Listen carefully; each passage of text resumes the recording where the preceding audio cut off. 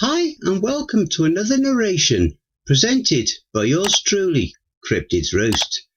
Please be so kind as to throat punch the like button and smack the ass of the subscription button as well. And remember to tap that notification bell and then select all. That way you'll receive all notifications each time I upload a new video. So grab your coffee, sit back and enjoy the show. And don't forget, where fear is, happiness is not. I'm pretty sure my cat was a familiar to an ancient witch called the Circe. This awesome short story is written by youshallnotpass121. I've wanted a cat ever since I could remember. Mum and Dad always said no. Too hairy, my mum would say, scowling. Too smelly, my dad would say with a screwed up nose. I begged and I begged until eventually they relented. There were some conditions though. I guess they wanted to teach me some responsibility. I had to look after it all by myself. Clean it, feed it and play with it. I had no complaints though. All I ever wanted was a cat. On the day it happened, I could not for the life of me contain my excitement. Paws and Whiskers Rescue was our local independent animal charity. I had decided that rescuing an older, unwanted or abandoned cat would be more rewarding than buying from a breeder. My parents obliged. I thought that they would have agreed to anything at that point just to shut me up. As soon as we entered through the wooden doors, the soft fruity smell travelled up my nostrils. I always knew that cats smelled good. I wasn't disappointed. The receptionist led us upstairs into a large room full of numbered and named cages. Each and every cat meowed in response to our presence, almost begging to be picked, to be chosen, taken away and given the loving home they all desperately needed. I took my time with each and every cat, but none of them felt right. None of them stood out to me. My parents were getting impatient, but I didn't care. I got to the very last cage. I thought it was empty at first because it was so quiet in there. Not a sound came from the animal within. I scanned the sheet that was taped to the front.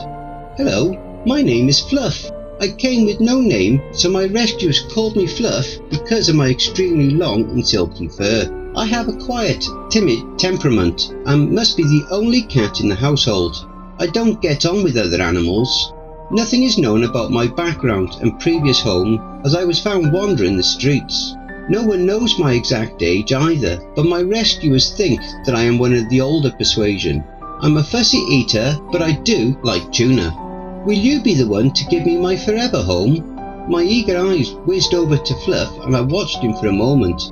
He was asleep, but as if sensing my presence, he slowly lifted his head and opened his eyes. They were a deep dark green colour, like two little emeralds. They were enticing and drew me in immediately. There was a certain intelligence that graced those fathomless green eyes. I could feel them swallowing me up like an ocean as I looked into them. I made my decision right there and then.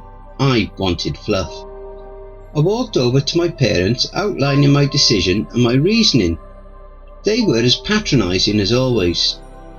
Now, Samantha, are you sure? This isn't a toy, came the stern voice of my mother. I'm not 10 years old, Mum. I'm 17 and of sound mind, I told her. I made no effort to hide the indignation that dogged my voice. Everything was finalised within an hour and we were soon on our way home with Fluff. I had already decided that I was going to rename him. I didn't think Fluff suited his meek yet mysterious demeanour. In the end, I had decided on Mr. Edgar Poe. He resembled the sort of cat that could appear in an Edgar Allan Poe novel.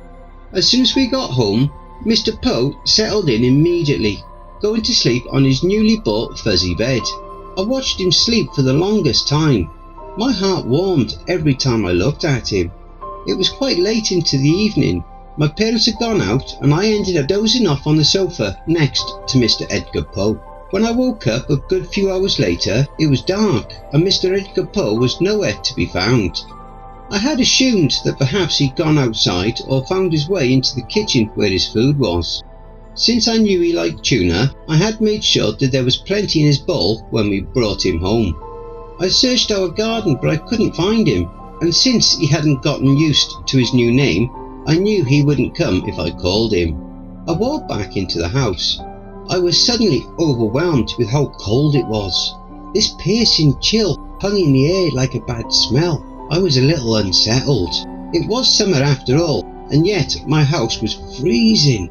I tried to shake the feeling, putting it into the far recesses of my mind. I wanted to find Mr. Edgar Poe. I had decided to try the kitchen, hoping to find him there, munching on his tuna. When I walked in, it was empty. His bowl of food was untouched. The sharp smell of tuna lingered in the air, filling my lungs. I was just about to go back into the living room when a low sound stopped me in my tracks. It was coming from within the basement, a faint murmur. When I got closer, I saw that the door was open. A musty old smell emanated within the basement. The earthiness of it made me gag, making my nostrils sting. This feeling of dread came over me. It was overpowering, and I was suddenly scared out of my wits. I continued on into the basement despite my fear. The darkness inside was deep, impenetrable, and I could barely see. I could still hear the murmurings, the voices. There were two of them.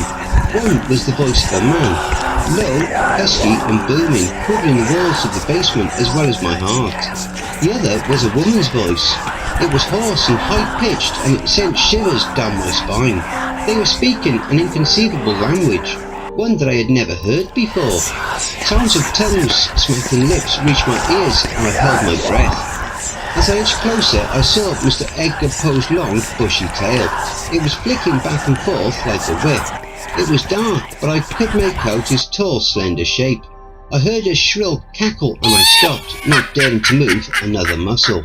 I watched in horror as an old, leathery hand emerged from the darkness, its fingernails long, sharp and stained. It reached over and patted Mr. Edgar Poe on the head. Don't forget, if you enjoyed that story, be sure to pop over to the author's Reddit profile and drop them a line, or even give them a glowing review. I'm sure they really would appreciate it. The link to their Reddit profile will be below in the description. Please be so kind as to throat punch the like button and smack the ass of the subscription button as well. And remember to tap the notification bell and then select all. That way you'll receive all notifications each time I upload a new video. Oh, and don't forget to share the video far and wide. This will all help with YouTube's algorithm and will help to promote this channel more.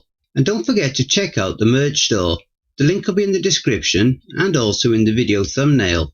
And if you would like an honourable mention, send in a snapshot of yourself with your purchase and I'll feature it in one of the videos.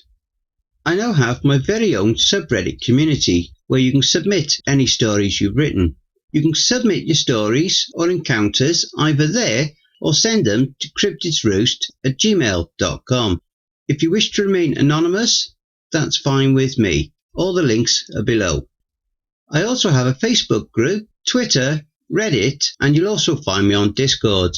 If you would like to support this channel and help make it grow, my PayPal is paypal.me/cryptidsroost. Again, that will also be below. And don't forget, where fear is, happiness is not.